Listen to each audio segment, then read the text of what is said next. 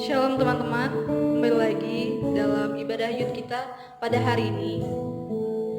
Biarlah kita terus ada dalam hadirat Tuhan, kita mau merasakan hadirat Tuhan, terus ada dalam kehidupan kita. Kita akan masuk dalam penyembahan, kita angkatkan pujian nama.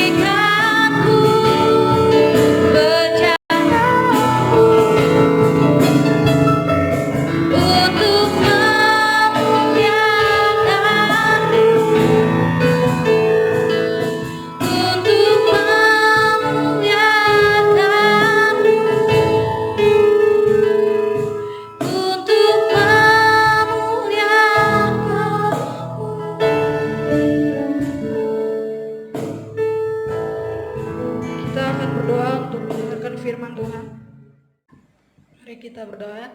Bapak, terima kasih Tuhan buat berkat-Mu Tuhan, di mana kami boleh mengadakan ibadah yud pada online pada hari ini. Bapak, biarlah Tuhan sekarang kami akan mendengarkan firman-Mu. Engkau berkati Tuhan setiap firman Bapak, biarlah firman boleh kami dengarkan dengan baik dan dapat bertumbuh dalam kehidupan kami. Terima kasih Tuhan Yesus, kami sudah berdoa dan mengucap syukur. Haleluya, amin.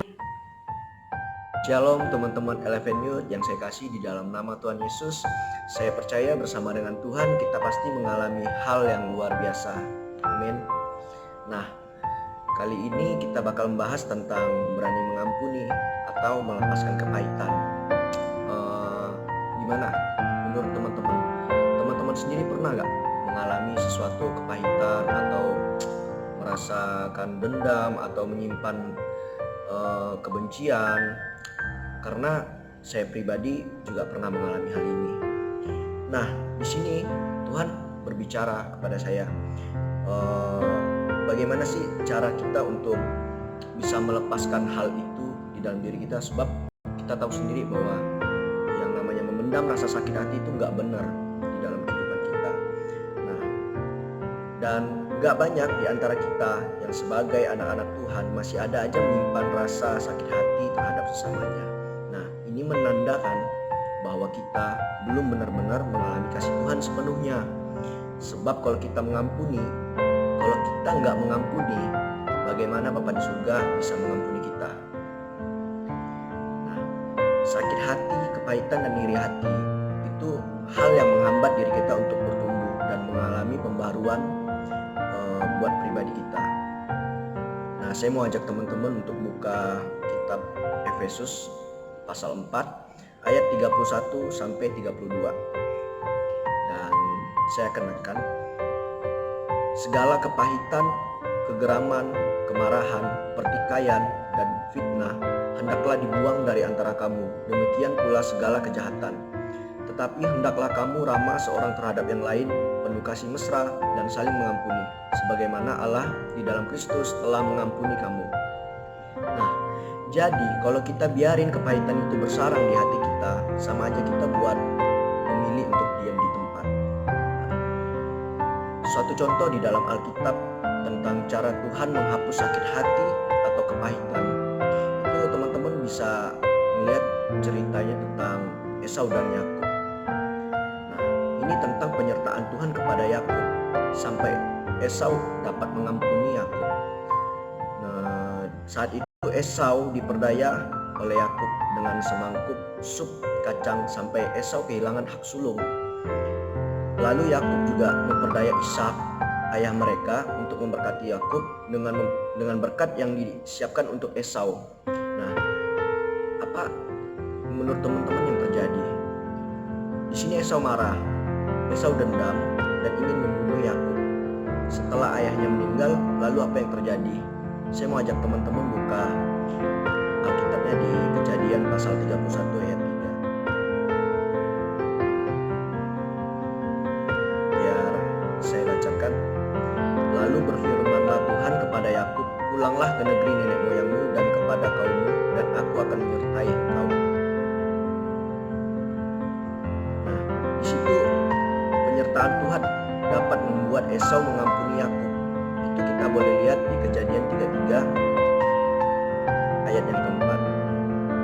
Sesudah itu Yakub menyuruh memanggil Rahel dan Lea untuk datang ke padang, ke tempat kambing dombanya. Nah, di situ Tuhan menyertai Esau untuk dapat mengampuni Yakub. Nah, jadi penyertaan Tuhan itu penting di dalam kehidupan kita untuk kita dapat mengampuni kesalahan orang lain. Nah, di sini saya akan menjelaskan ada langkah-langkah untuk membuang rasa kepahitan di dalam kehidupan kita. Yang pertama yaitu membangun diri untuk mengampuni. Mengampuni kesalahan orang lain memang sulit, tapi bukan berarti itu gak mungkin. Jadi untuk membangun diri kita tidak bisa mengandalkan diri sendiri, karena kita terbatas dan lemah. Libatkanlah Tuhan, dan mari kita buka di kitab Ibrani 12 ayat 5. Biar saya akan membacakan. Ibrani 12 ayat ke-5. Dan sudah lupakah kamu akan nasihat yang berbicara kepada kamu seperti kepada anak-anak? Hai anakku, janganlah anggap enteng didikan Tuhan, dan janganlah putus asa apabila engkau diperingatkannya. Nah, di situ Tuhan mau kita untuk tetap melibatkan Tuhan di dalam kehidupan kita, supaya kita bisa benar-benar membangun diri kita untuk bisa mengampuni terhadap sesama kita. Nah, dan step kedua, jangan beri peluang untuk sakit hati. Nah, menurut saya pribadi, sakit hati itu memang wajar sih, itu hal yang manusiawi. Tapi sakit hati itu lama-kelamaan kalau kita pendem, itu bakal bisa membesar seperti api gitu. Yang lama-lama kita biarin, dia bakal membesar, menguat di dalam kehidupan kita dan mulai sulit untuk dipadamkan. Jadi jangan biarkan sakit hati sekecil apapun menyala di dalam hati kita. Dan saya ada ayat yang menguatkan untuk hal itu di Efesus 4 ayat 26 sampai 31. Biar saya bacakan.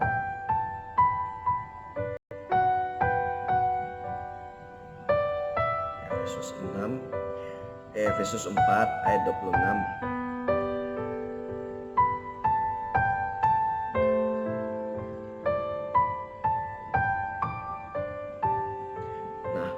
Apabila kamu menjadi marah, janganlah kamu berbuat dosa. Janganlah matahari terbenam sebelum padam amarahmu. Nah, di ayat firman Tuhan ini juga udah menegaskan jangan sampai amarah kita masih membara sebelum matahari terbenam. Dan teman-teman pasti udah tahu artinya kan. Jadi kita mesti mengampuni sebelum matahari itu terbenam. Itu udah kesentuhan di dalam kehidupan kita. Nah, step yang ketiga, kita harus melihat ke depan. Kita harus memandang ke depan dan gak usah simpan masa lalu, permusuhan dan sakit hati kita. Kita gak perlu pendam itu, karena yang rugi itu diri kita sendiri. Dan kalau kita terus simpan ketiga hal itu, kita akan sulit buat maju dan bergerak ke depan. Karena gak baik buat kita untuk memendam segala kepahitan, segala masa lalu atau permusuhan yang membuat kita jadi sakit hati gitu.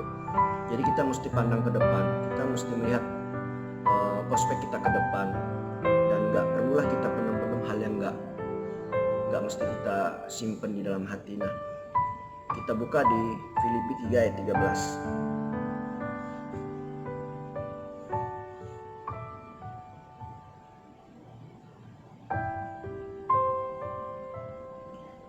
Nah, saudara-saudara, aku sendiri tidak menganggap bahwa aku telah menangkapnya.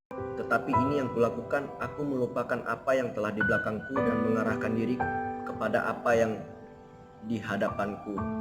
Nah, di situ Tuhan sudah menguatkan kita untuk kita terus melihat ke depan dan tidak memandang ke belakang. Karena hal-hal yang tidak membangun kita itu adalah hal-hal yang merupakan masa lalu kita yang gak enak, yang banyak membuat kita nggak maju. Nah, itu Tuhan nggak mau kita terus melihat ke belakang. Dan inilah step-step yang udah saya bagiin ke teman-teman, atau cara-cara untuk membuang segala kepahitan yang ada di dalam diri kita. Nah, teman-teman sendiri pasti tahu manfaat dari mengampuni adalah membuat kehidupan kita menjadi lebih bisa merasakan damai sejahtera. Dan mengampuni juga adalah bukti bahwa kita telah hidup di dalam kasih Tuhan. Dan mengampuni juga dapat membuat kita bisa berdoa dengan benar. Dan mengampuni juga membuat kita bisa membuang akar kepahitan terhadap sesama. Nah, jadi teman-teman sekarang udah tahu kan betapa pentingnya hal mengampuni di dalam kehidupan kita. Sebagai anak-anak Tuhan, kita memang diwajibkan untuk bisa mengampuni orang-orang di sekitar kita yang mungkin pernah berbuat hal-hal yang gak benar terhadap kita, dan kita sebagai anak Tuhan wajib untuk bisa mengampuni mereka. Nah, kita harus menjadi anak-anak muda yang berkualitas, yang terus bergerak maju dan terus dipakai Tuhan di dalam kehidupan kita dengan luar biasa. Nah, sebelum saya tutup sharing saya pada hari ini, saya mau bilang kita semua orang yang mungkin pernah melakukan dosa dan gak ada seorang pun yang benar gitu di hadapan Tuhan, tapi Tuhan sendiri udah mau mengampuni kita, maka kita juga harus bisa mengampuni satu dengan yang lain supaya kita sungguh-sungguh melakukan firman Tuhan di dalam kehidupan kita. Nah, saya mau ajak teman-teman untuk terus belajar, dan saya juga pribadi masih belajar untuk terus bisa mengampuni sesama agar kita boleh diberkati, kehidupan kita boleh berkenan di hadapan Tuhan, doa-doa kita bisa dijawab Tuhan, dan Tuhan bakal menjauhkan diri kita dari segala hal yang gak benar buat kehidupan kita. Dan untuk mengakhiri share saya pada kesempatan kali ini, saya mau ajak teman-teman untuk berdoa. Mari kita berdoa.